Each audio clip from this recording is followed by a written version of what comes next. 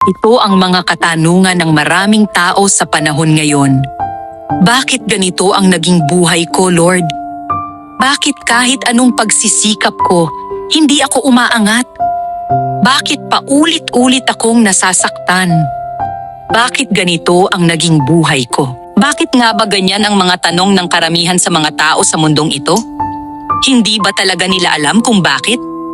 Wala ba talaga silang pangunawa sa mga nangyayari sa buhay nila? Ang totoo, hindi.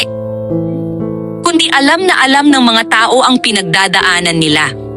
Ang kaso nga lang, sa mga ganitong uri ng tao ay matigas ang kalooban. Sila ang mga tipo ng tao na hindi basta-basta mapapatino sa isang palo lamang. Sila ang mga tipo ng tao na kailangang munang patahimikin bago sila magiging matino at sumunod sa Diyos. Dahil ang mga taong ito ay mapagmataas ang puso. Sa Biblia, may isang hari na ang pangalan ay si Nebukadnezar. Si Nebukadnezar ay isang makapangyarihang hari ng Babylonia.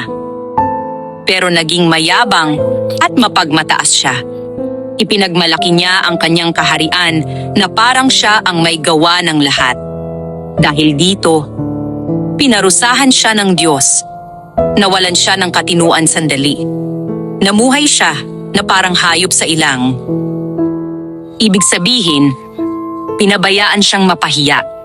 Inalis ang kanyang karangalan para matutong magpakumbaba.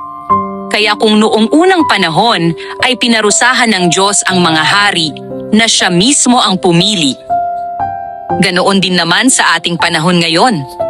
Ang pusong mapagmataas ay ibababa at ipapahiya. Hindi para saktan, kundi para matutong magpakumbaba sa Diyos.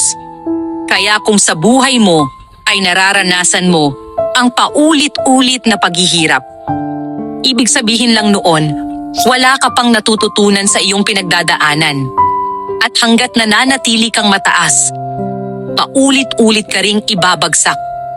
Hanggang sa ikaw na mismo ang magmakaawa sa Diyos upang kilalanin siya at lubusang magtiwala sa Kanya.